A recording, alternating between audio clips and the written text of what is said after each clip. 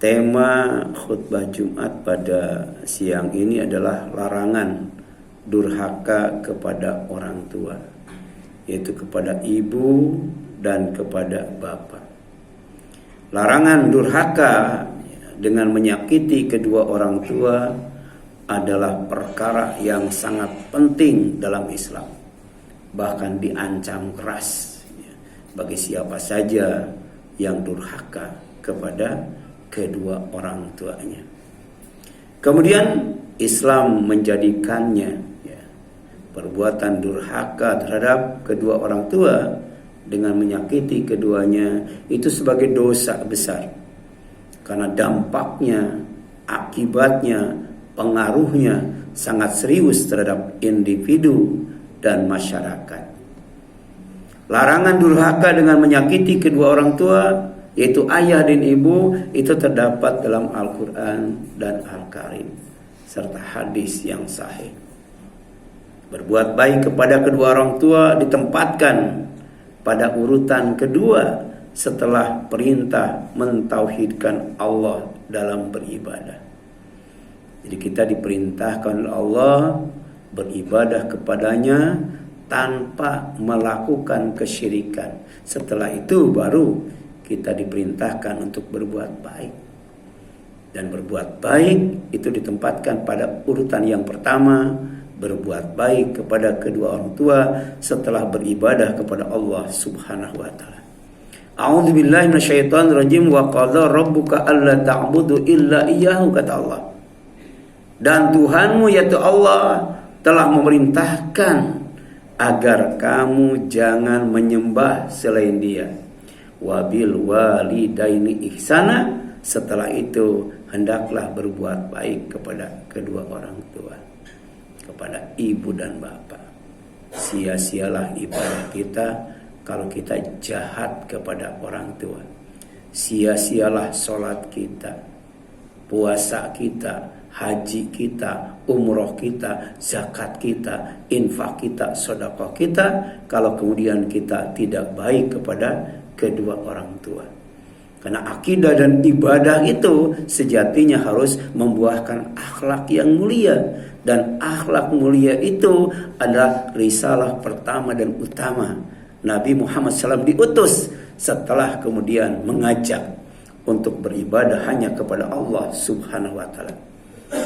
Itu Al-Isra ayat 23. Jadi berbuat baik kepada kedua orang tua, tidak menyakitinya, itu ditempatkan setelah beribadah kepada Allah dengan tidak melakukan kesyirikan. Kemudian larangan durhaka menyakiti kedua orang tua tidak hanya menyakiti fisiknya saja, tapi juga menyakiti hati keduanya. Dengan apa? Dengan mengatakan bayangkan. Dengan mengatakan saja, apalagi dengan kata-kata yang kasar, itu dilarang di dalam Al-Quran yang mulia. Jadi imma yablughanna indakal kibar ahaduhuma aw kilahuma fala taqul lahumā uffin, kata Allah. Jika salah seorang di antara keduanya atau kedua-duanya sampai berusia lanjut dalam pemeliharaanmu, maka sekali-kali jangan engkau mengatakan kepada keduanya perkataan Jadi kalau orang tua sudah lansia, orang tua sudah usia lanjut, orang tua sudah tua, itu wajib untuk dirawat oleh anaknya. Wajib diurus oleh anaknya. Jangan sampai dititipkan di panti asuhan atau panti jompo. Tentu saja banyak perkara-perkara atau perilaku yang menjengkelkan, mengesalkan. Tapi kita dilarang mengatakan kalimat yang bikin kedua orang tua kita sakit hatinya, apalagi kemudian kata-kata yang lebih daripada itu. Di antaranya wala tanharhuma, dan janganlah engkau membentak keduanya. Jadi anak yang soleh adalah anak yang berkata sopan dan santun, lemah dan lembut, serta menghormati dan mengasihi dan menyayangi keduanya. Wakul, dan katakan olehmu Muhammad, atau oleh kamu, lahuma kepada keduanya, kedua orang tua, qaulan karima, perkataan yang baik, perkataan yang mulia, yang menjunjung tinggi harkat martabat orang tua. Wahfid lahuma janaha dzulli minar rahmah, dan rendahkanlah dirimu terhadap keduanya. Ya. Dengan apa? Dengan penuh kasih sayang. Ini Al-Isra 24. Seorang anak yang saleh selalu mendoakan ibu dan bapaknya serta merawat keduanya dengan baik. Wakul, dan doakan olehmu, Rabbirhamhuma kama rabbayani saghira. Ya Allah, sayangilah keduanya sebagaimana mereka berdua telah mendidik aku pada waktu kecil. Nah, dalam hadis riwayat Muslim, Rasulullah SAW pernah bertanya kepada para sahabat, ya radhiyallahu anhum, ala unabbiukum bi akbaril kabair. Kalian mau enggak aku tunjukkan kepada dosa yang paling besar? Bala ya Rasulullah. Semangat menuntut ilmu para sahabat itu luar biasa. Dia menjawab dengan serempak, tentu saja ya Rasulullah. Kami ingin dikasih tahu oleh engkau dosa yang paling besar itu apa. Maka kemudian Rasul menjawab, al-isyrak billah, menyekutukan Allah, wa uququl walidain, dan menyakiti hati kedua orang tua. Itu dosa yang paling besar. Dan dalam riwayat Hakim yang disahihkan oleh Syekh Albani itu disebutkan, kullu dzunub, semua dosa-dosa itu yuakhirullahu ma syaa minha ila yaumil qiyamah. Ya. Siksanya, azabnya akan ditimpakan nanti pada hari kiamat, tidak sekarang. Jadi kalau kita zina, kita judi, kita mabuk, ya, dan lain sebagainya, itu nanti disiksanya itu pada hari kiamat. Jadi nanti tidak akan dimatikan oleh Allah. Dan kalaupun mati dibangkitkan untuk menyaksikan bagaimana dahsyatnya kiamat. Illa kecuali ada dosa yang disegerakan sebelum mati, disegerakan sebelum kiamat, dialami langsung ya sebelum anak itu mati. Apa itu? Uququl walidain, yaitu menyakiti hati kedua orang tua.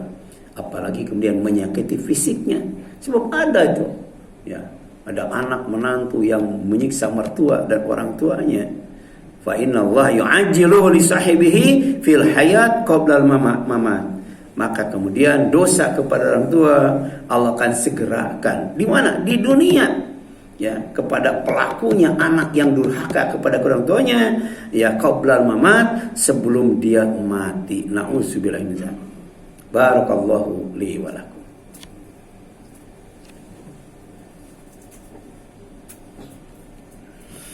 Alhamdulillah wa syukrulillah wassalatu wassalamu ala rasulillah wa la hawla wa la quwata illa billah wa asyhadu an la ilaha illallah wahdahu la syarikalah wa asyhadu anna muhammadan abduhu wa rasuluh amma ba'd. Masyaallah muslimin rahimani wa rahimakumullah, paling tidak ada 6 perbuatan durhaka ya seorang anak dengan menyakiti kedua orang tuanya. Yang pertama, raf'u saut alaihima au atahadduts bi fadhadah, katanya meninggikan suara kepada mereka atau berbicara kasar. Dalam salat berjamaah juga dipraktekkan ya, bahwa makmum suaranya tidak boleh lebih tinggi daripada imam ya, para sahabat tidak boleh suaranya lebih keras daripada Rasulullah. Demikian pula seorang anak tidak boleh suaranya melampaui suara orang tua. Ini akhlak, ini etika ya.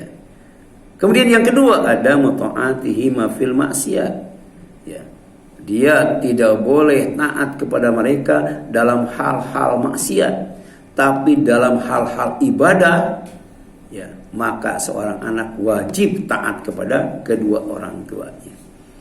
Kemudian yang ketiga, atakabur alaihima au muamalat bijafa ya, bersikap arogan, sombong, angkuh terhadap ya mereka atau memperlakukan mereka dengan kasar, memukul ya, dan lain sebagainya.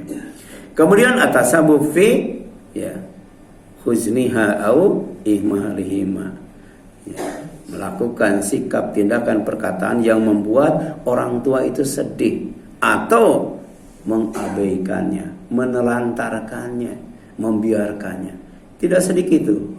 Ya, ada orang yang kemudian tidur dari emper toko ke emper toko yang lainnya. Ketika dilacak ternyata anak-anaknya itu kaya semua, tapi orang tuanya terlantar. Nah itu nanti oleh Allah akan disiksa sebelum anak itu mati. Akan disegerakan siksanya di dunia ini. Kemudian yang kelima ya adalah ya, taftil arah ya azauja awil abna alaihima duna muraati ya hukukihima. Ada seorang anak yang mengutamakan istrinya, mengutamakan anak-anaknya tanpa memperhatikan hak-hak kedua orang tua. Jadi kalau kita mau berbuat baik, dahulukan ibu, kemudian dahulukan bapak, baru kemudian istri dan anak. Ini ada orang yang menyakiti hati kedua orang tua dengan mendahulukan hak istrinya, mendahulukan hak anaknya, sementara kemudian hak ibu dan bapak diabaikannya. Ya, ini termasuk uququl walidain, dosa besar itu. Kemudian yang selanjutnya tarkuhuma duna riayati khassa inda ya kibari ya sinniha, menelantarkan atau membiarkan mereka tanpa perawatan khusus ketika sudah mencapai usia lanjut. Memang biasanya orang tua itu ya ketika dia sudah tua, walaupun kemudian berdua suami istri, ibu dan bapak, ketika ya suruh tinggal di anaknya nggak mau itu. Ya sampai kemudian sendirian pun, bahkan rata-rata meninggalnya ketika sendirian di rumahnya, sementara anaknya di kota. Ini pekerjaan yang berat ketika kita bisa ya membujuk orang tua kita, dibawa ke rumah kita untuk dirawat sampai meninggal dunia. Dan inilah yang menyebabkan orang tua itu menjadikan anaknya masuk surga. Wajar kalau kemudian Rasulullah mengatakan ya celaka, binasa, masuk neraka. Siapa saja yang punya orang tuanya sudah lansia tapi kemudian tidak memasukkan anaknya ke dalam surga. Gara-gara orang tua yang sudah lansia, anaknya walaupun rajin saum, rajin sholat dan sebagainya, bukan masuk surga, tapi masuk neraka. Kenapa? Gara-gara tidak berbuat baik kepada kedua orang tuanya. Itu barangkali yang dapat disampaikan. Mudah-mudahan bermanfaat bagi kita sekalian. Mohon maaf apabila ada kesalahan kekurangan. Mari kita berdoa kepada Allah Subhanahu wa taala. Rabbana ighfir lana wa li ikhwanina alladzina sabaquna bil iman wa la taj'al fi qulubina ghillan lil ladzina amanu rabbana innaka ra'ufur rahim. Rabbana ighfir li wa li walidayya wa lil mu'minina yawma yaqumul hisab. Rabbana afriqana sabra wa tawaffana muslimin. Rabbana afriqana sabra wa thabbit aqdamana wa sunna 'alal qaumil kafirin. Rabbana atina min ladunka rahmah wa hayyi lana min amrina rasyada.